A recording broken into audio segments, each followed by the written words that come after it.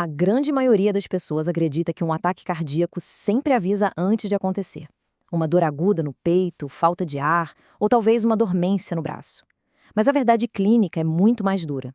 Para quem já passou dos 60 anos, os eventos cardíacos mais perigosos não dão aviso prévio nenhum. Eles ocorrem de forma brutal e totalmente silenciosa durante o sono.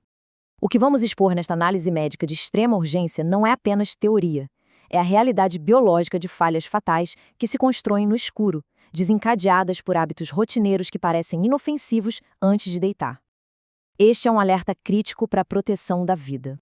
Prestem muita atenção a este dado porque ele exige uma mudança de postura imediata. Uma análise rigorosa publicada no European Heart Journal revelou algo verdadeiramente assustador. Uma série de pequenos hábitos noturnos, extremamente comuns, aumenta o risco de morte cardíaca durante o sono em exatos 67% em adultos mais velhos. São ações do dia a dia que, silenciosamente, preparam o terreno biológico para uma catástrofe durante a madrugada. O perigo não se anuncia, ele se acumula. Parte 1. A ameaça cardíaca noturna.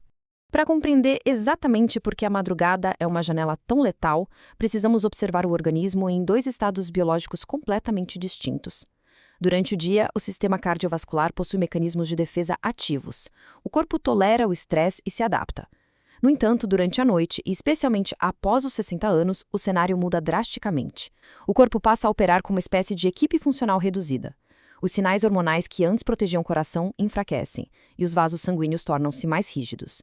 A margem clínica para qualquer erro fisiológico na madrugada é essencialmente zero.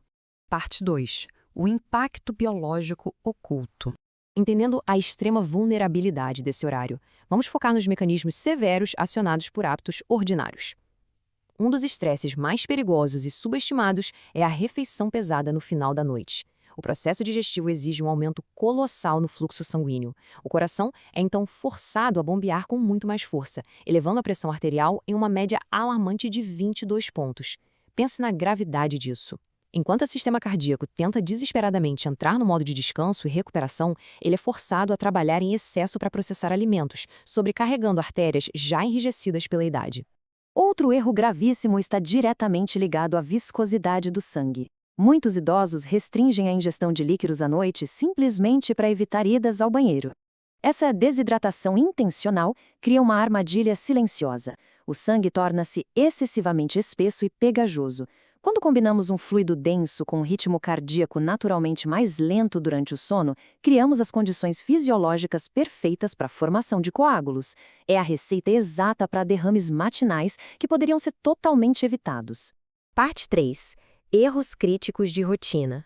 Além da sobrecarga digestiva e da desidratação, a integridade do coração é profundamente atacada pelo ambiente físico. É imperativo compreender a mecânica letal da apneia obstrutiva do sono. Ao dormir de costas, a gravidade força os tecidos da garganta a colapsarem, bloqueando a passagem de ar. A consequência é uma queda severa de oxigênio que aciona um alarme de emergência no cérebro. O organismo é inundado por picos massivos de cortisol e adrenalina. O coração sofre sobressaltos e é acordado violentamente dezenas de vezes por noite, multiplicando o risco de fibrilação atrial e ritmos cardíacos fatais. É clinicamente mandatório saber identificar como os sinais de alerta se camuflam. Dores de cabeça matinais constantes, uma exaustão profunda e inexplicável ao acordar, necessidade de urinar várias vezes à noite e boca seca. O ronco alto em idosos nunca, em hipótese alguma, deve ser tratado como um mero incômodo sonoro. Ele é um sinal de alerta cardíaco crítico. Ele representa um sistema cardiovascular em colapso, lutando desesperadamente por oxigênio. Há também o impacto destrutivo da tecnologia. A exposição à luz azul das telas antes de dormir suprime instantaneamente a produção de melatonina, um hormônio vital para a proteção dos vasos sanguíneos. Estudos rigorosos mostram que essa interrupção hormonal resulta em um aumento assombroso de 43% no risco de problemas cardíacos maiores. A blindagem biológica do coração é essencialmente desativada muito antes do sono começar. Parte 4. A síndrome da hipertensão noturna. Isso nos leva a uma das falhas farmacológicas mais perigosas de todas, mas que é altamente prevenível: a hipertensão noturna. Ela é caracterizada por surtos severos de pressão arterial no início da manhã. O pico ocorre exatamente quando as paredes arteriais estão relaxadas e sem capacidade estrutural para suportar o impacto. Quando a medicação para pressão é tomada apenas pela manhã, o efeito terapêutico desaparece durante a madrugada. Isso deixa os vasos completamente expostos à ruptura de placas coronárias e a bloqueios arteriais fatais. A evidência clínica atual demonstra de forma inquestionável que pacientes que, sob estrita supervisão médica, passam a tomar a medicação para pressão na hora de dormir, apresentam risco 66% menor de sofrer um derrame à noite. É uma redução monumental de risco. Uma simples reavaliação técnica com o médico sobre o horário da dosagem fornece ao corpo a proteção exata exigida na janela de maior vulnerabilidade. Parte 5. O protocolo médico essencial. Diante da gravidade desse cenário biológico, a ação precisa ser imediata e inegociável. O foco agora é estritamente a aplicação rigorosa de um protocolo médico passo a passo. Os passos 1 e 2 exigem a eliminação do estresse digestivo e vascular.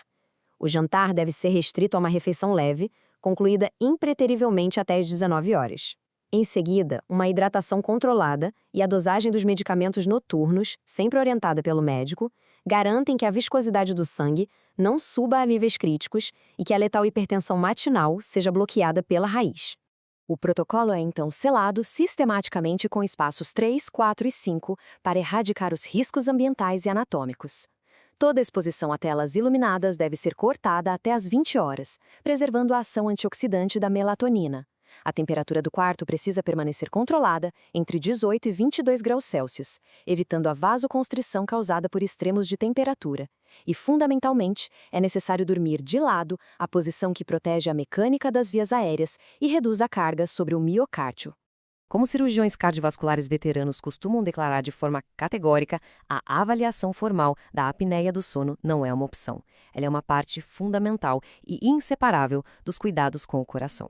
Ignorar a ligação letal entre a interrupção respiratória e o colapso cardíaco noturno é um erro de consequências irreversíveis. Após os 60 anos, garantir a estabilidade respiratória durante o sono é o alicerce absoluto de qualquer proteção coronariana. Existe um último fator de risco que frequentemente agrava todos os outros de forma totalmente oculta: o estresse emocional. Um estado de alerta crônico mantido nas horas antes de dormir assegura que os níveis de cortisol fiquem artificialmente elevados pela madrugada inteira. Biologicamente, isso impede a queda natural e vital da pressão arterial. É por isso que o repouso verdadeiro requer intencionalidade absoluta. O alívio do estresse noturno é uma exigência fisiológica estrita, não apenas um conforto psicológico. A biologia do envelhecimento é impiedosa e não tolera descuidos. A cada noite, o organismo responde de maneira implacável às condições que lhe são impostas. Por isso, é imprescindível enfrentar esta questão de frente, com absoluta seriedade. A rotina noturna de hoje está servindo como um escudo para as funções vitais ou está silenciosamente construindo as bases para uma falha abrupta e definitiva do coração? A adoção desse protocolo de sobrevivência não é uma escolha casual, é uma urgência médica mandatória para salvar vidas.